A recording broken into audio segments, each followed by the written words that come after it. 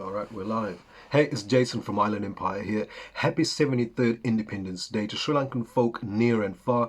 Kia ora and greetings from Aotearoa, New Zealand.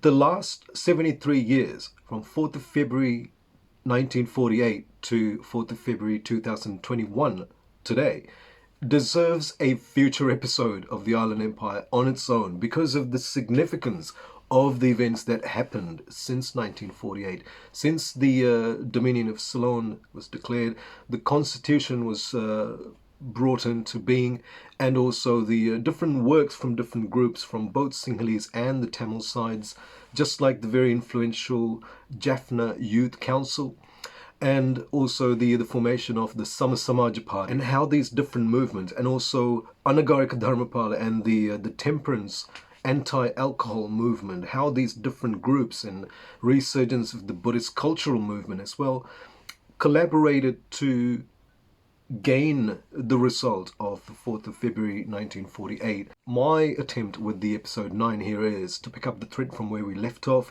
with the very fascinating Ceylon Dutch period, how it ended in 1796 with the advent of the British East India Trading Company, and how the events led up to the signing of the Kandian Convention, reminiscent of Treaty of Waitangi, which was signed on the 6th of February 1840. And these events, how these different concrescents of different timelines came into being, and how we can learn things from these timelines, how we can apply the knowledge we have now to understand the events from the past and apply it to the present and look for better outcomes in the future direction.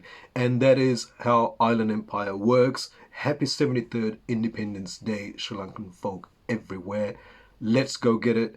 It's ye old empire that gave us tea, cricket, whiskey. Island Empire, British Ceylon period. Let's go get it.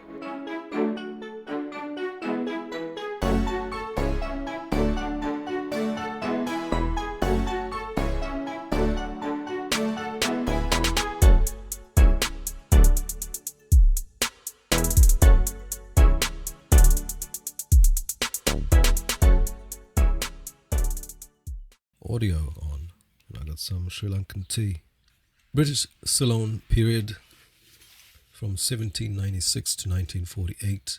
Every single year, around 4th of February, Sri Lankans engage in this argument whether we should have let the British colonial rulers leave that early, meaning their presence was beneficial, and things that they've built, their cities, transportation networks, political frameworks, critical infrastructure, all of these were beneficial in hindsight to Sri Lanka. Therefore, we should have let the colonial rule continue. And on the other side, good riddance. A lot of emotions, of course, fly back and forth between the two camps. The way I want to approach this conversation is by first understanding how the British ended up in our part of the world. In the last two episodes, we spoke about how the Portuguese and the Dutch, the VOC, Dutch East India Trading Company, how that rose to dominance in the Indies and in the Caribbean and obviously in Sri Lanka. Now, the Dutch influence in the Indian Ocean started to decline because of a balance of power shift in Europe. Napoleon rose to power in France, and with his invasion of the Netherlands, the Dutch royal family was forced to flee and take refuge in London. Now, the British welcomed this new change on the continent because that meant the transfer of power of Dutch colonies in the east to the British Crown. Of course. It's just good business. Now, the new power player enters the story here, British East India Trading Company.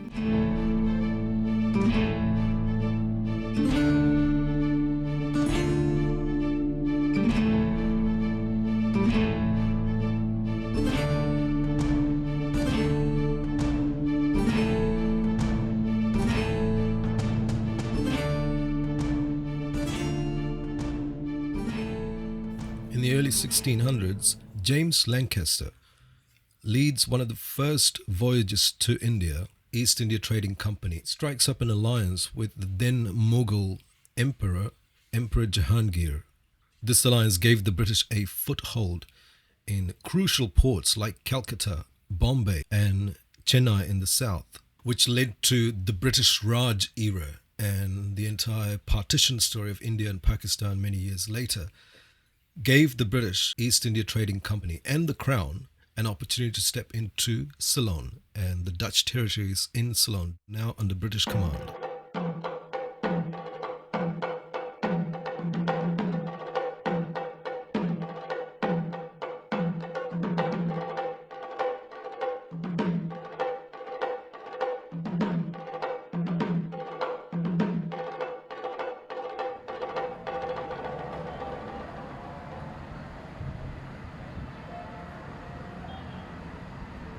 The British, having thoroughly understood the history of the Kandian kingdom in the Central Highlands with the Portuguese and the Dutch, at first they offered the status of a protectorate.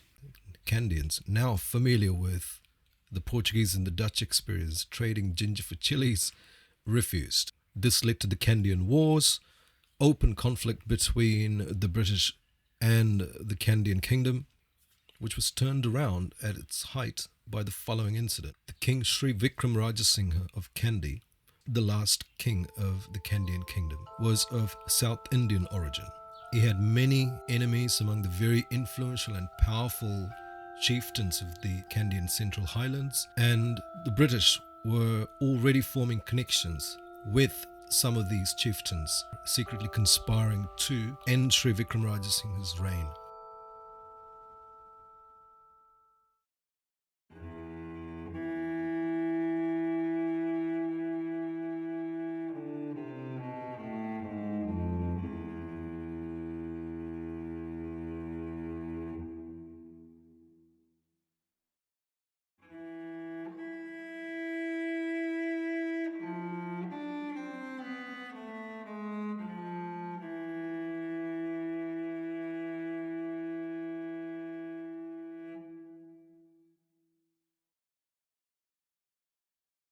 On the 2nd of March, 1815, in my hometown, Kandy, the Kandian Convention was signed between the British Crown and some of the chieftains. And there were problems with the document. The norm was that it was signed between one monarch and another monarch. Kandian Convention was signed between the British Crown and a group of chieftains, eerily similar to what happened 30 years later in Aotearoa, New Zealand, where I am right now, where Waitangi Treaty was written as well. And similar to the treaty document, there were claims that was contested in the Kandian Convention document as well. The sovereign right to rule in Sri Lanka from Sri Vikram Rajasinghe, who came from a unbroken line of monarchs for 2,500 years from ancient Anuradhapura kingdom to Kandy, was ended.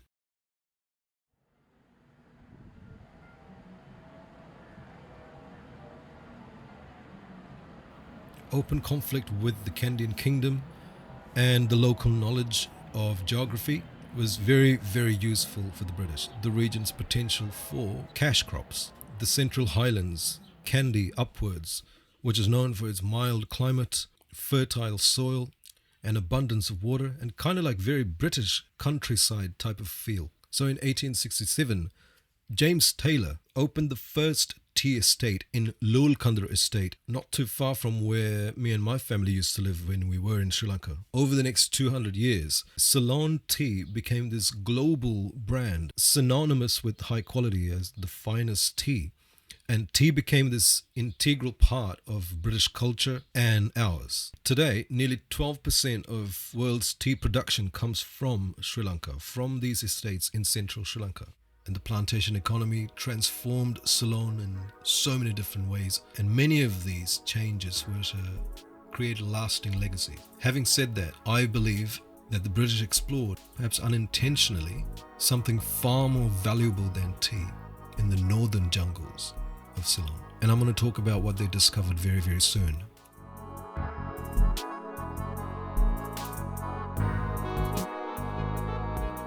Now, the island of Ceylon, formally connected to the global economy.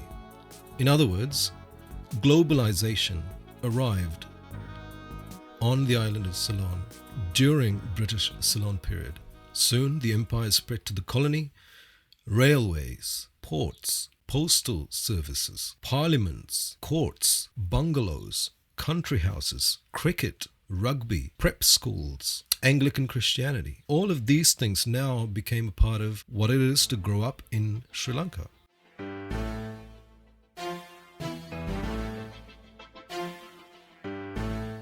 The parliamentary democracy that we have in Sri Lanka was heavily influenced by Oxford, Cambridge educated lawyers, many of them descended from those chieftain families, now begin to fuse with the British culture, and there was this new elite among the Sinhalese. And this fusion, this Anglicization of the Sinhalese elite had long-lasting consequences, which we're going to talk about in another episode, the last 73 years, from 1948 to 2021. This forming of this new social elite, English-speaking, British-educated elite, they got to drive the narrative of what happened since independence in 1948. And that's an important point to come back to and talk about in detail on a future episode.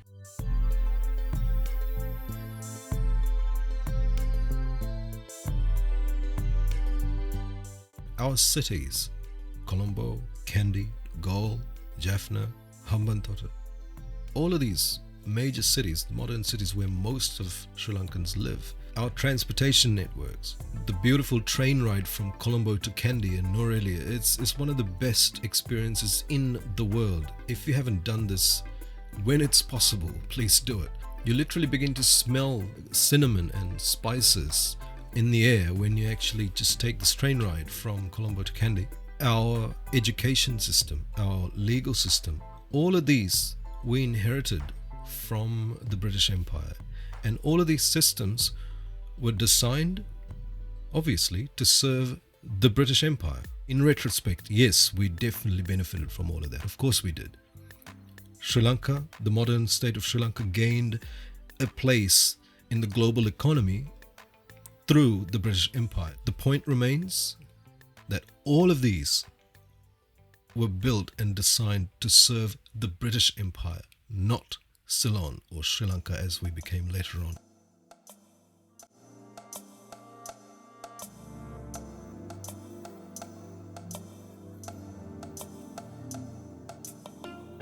(1800) Ceylon was beginning to be very multi-ethnic kind of a society. Already there was a growing Eurasian population, especially in the coastal area. In the previous episode, the Dutch Ceylon period, we discussed the fascinating Burgher community of Sri Lanka. And also there was Sri Lankan Muslims who descended from the Arab and Indian Muslims who came for trading and settled down. And obviously in the north, the Sri Lankan Tamil population, as old as the Sinhalese, sharing the island for 2,000 plus years. And to the British, because the Sinhalese refused to work on the tea plantations, the British resorted to import labor from South India. And there was this entire community of Indian Tamil workers who were settled and housed in Norelia and Kandy and other tea producing cities, and they became a community of their own, adding to the diversity of the population. Up until now, throughout the Portuguese and the Dutch times, it was in the coastal areas, urbanization and kind of a cosmopolitan environment forming. This now arrived on the highlands of Sri Lanka.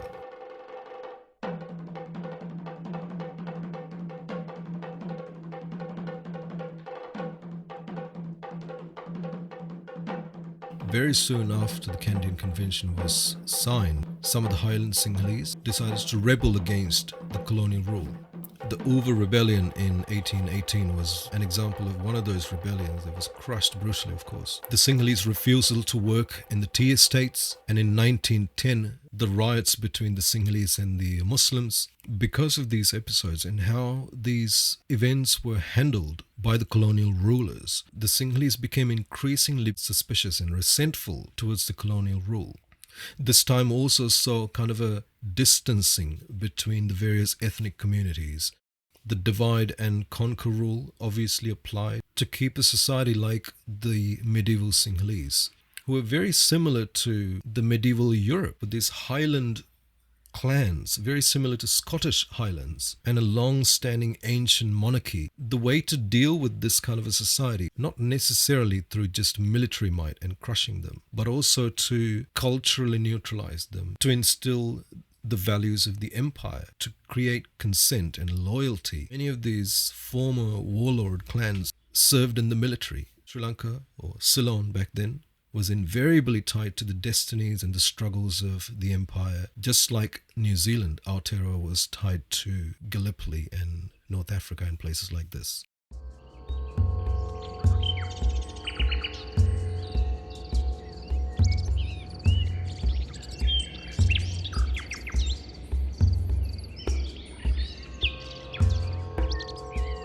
At the beginning of this video, I mentioned that the British discovered something far more valuable than tea in the northern jungles of Ceylon. 1 year after James Taylor founded the Lulkandra Tea Estate, 1868, Governor Hercules Robinson commissioned the Ceylon Archaeological Commission. In 1871, an expedition led by Charles Thomas Scowen and Joseph Lawton found this.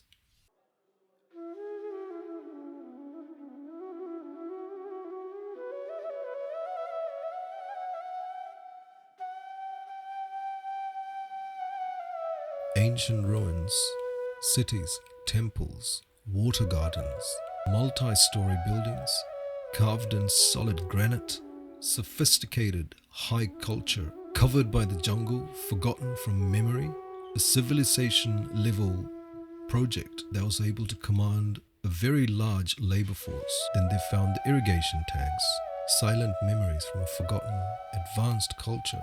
The ancient city of Anuradhapura, the capital of the first kingdom on the island, founded around 2,000 years ago, re-enters history during the British Ceylon time. The jungle was pushed back, roads were built. These ancient cities are now World Heritage Sites. Why do I think that this particular point is far more valuable than tea and everything else that happened during the British Ceylon period? It's simply because of this. Now, a couple of episodes ago, when we were speaking about the Portuguese Ceylon period, we mentioned that Renaissance, which happened 500 years ago in Europe, made possible by the Islamic and Jewish scholars translating Greek science and philosophy from Arabic manuscripts into Latin, and how this knowledge brought about this age of arts and culture and trade, commerce, science, mathematics, all the great discoveries that we hear about.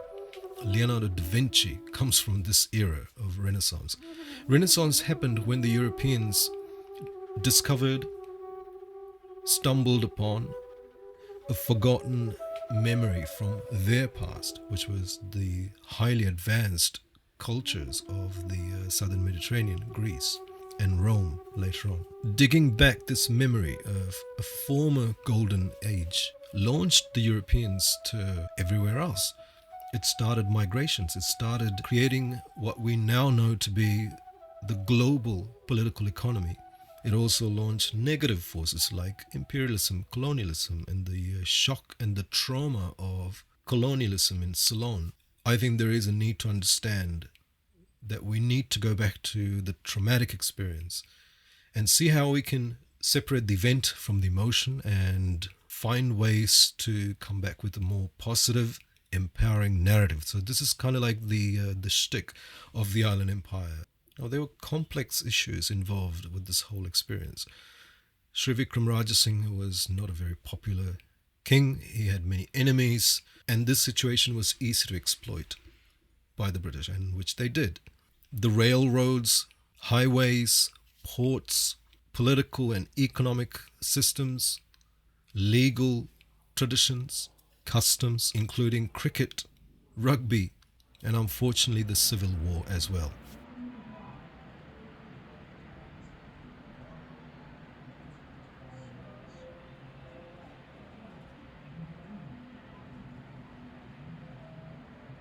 I think there is opportunity for us to look back into history from a different perspective and gain a fresh insight from understanding why it happened and how it happened. Just stepping away for a little bit from what we were taught in schools, perhaps, or what we've heard from so and so, from this uncle or that auntie. I think there is value in exploring these things on our own, as we do in our personal sphere. You know, Carl Jung comes into this whole dialogue with the shadow work idea. There is potential for us to explore our timelines, go to certain traumatic events, and in a safe environment, we can take them apart.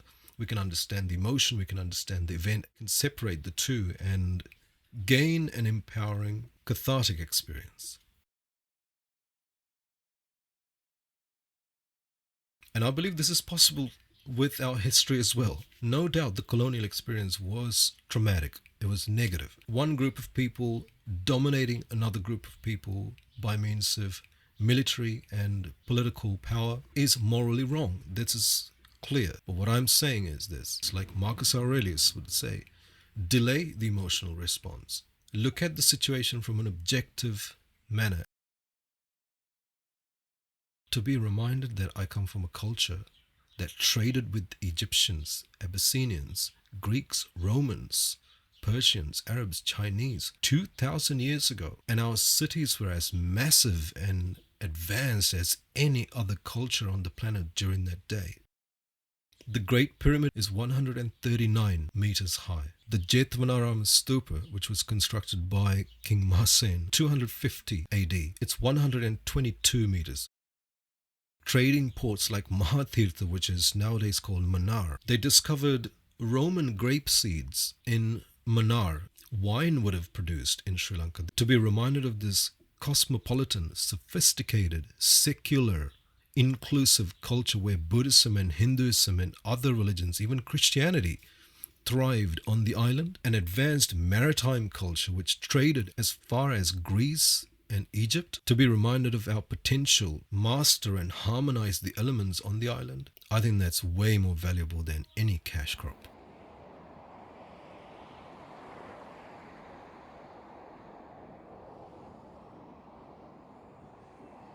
Why all of this? I'm a New Zealander of Sri Lankan descent.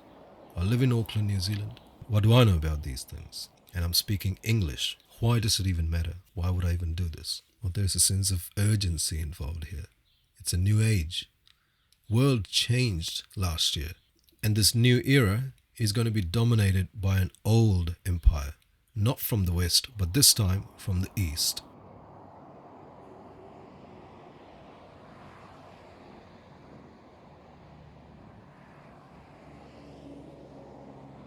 A couple of years ago, I was introduced to the ideas of Parag Khanna, who speaks extensively and eloquently about the future we're stepping into. And one of the main themes that he's discussing is Beijing's Belt and Road Initiative, or the new Maritime Silk Road. It's a gigantic intercontinental project, a maritime superhighway connecting Beijing with Europe and Africa. This is the new age of imperialism.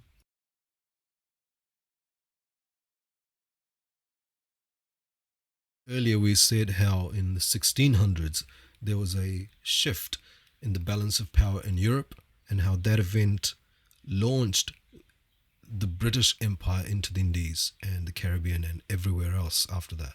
Here in 2020 plus world, there's a new power structure forming. And we know China is going to be dominating that power structure, just as it was back then, 2,000 years ago. Here in 2021, Ceylon, the modern state of Sri Lanka, is placed smack bang in the middle, in between Europe, Africa, and China in the east. The superhighway of trade routes that goes through Indian Ocean is going to be more and more significant in the future that we are stepping into. And hence why the sense of urgency, and hence why Island Empire, hence why I think Sri Lanka and Sri Lankan diaspora is going to play an important role in the future that we are stepping into. Being reminded of who we once were 2,000 years ago, that we inherited this sophisticated, advanced culture that was able to command such a vast labor force and create massive, highly advanced engineering and public projects. Just knowing that, I believe is going to be significant. I believe that's going to be key in transforming some of our mindsets, some of our values, some of our belief systems. I think it's absolutely important to understand history so that we can gain peace in the present and we can step with confidence to the future. There's another empire in the horizon, and how we place ourselves in the inevitable geopolitical set of situations that's heading our way is going to be our choice. And Island Empire's state of mind says to me that it is important to be of great health, to begin improving the immediate set of circumstances that you have. It begins with the body, begins with the mind, begins with your relationships, begins in your office, begins in the school. This calls for a different way of feeling Sinhalese, of feeling Sri Lankans, right? We have to look beyond tea, cricket, rugby, and the civil war, which we will be talking about, and we need to talk about that. But I'm saying we need to understand how things happened, and now let's understand that there is a sense of urgency to apply this kind of historical knowledge to our situation now and to deal with what is going to come towards us very, very soon.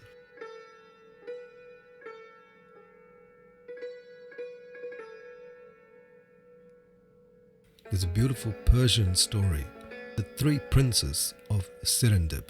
Now, Serendip is the name the Persians called the island now we call Sri Lanka, Ceylon, which comes from the ancient Sanskrit name for the island, which was Simhaladweep, the island of the people of the lion.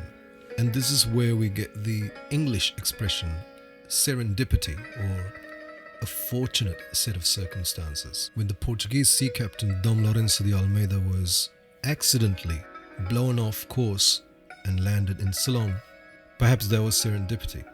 What we went through for the last 500 years as a group of people who inhabit this island, that may have been traumatic, eventful, and many hard lessons packed into those 5 centuries, sure. But perhaps Charles Thomas Scowen and Joseph Lawton stumbling upon those ruins in the northern jungle, that was serendipity as well.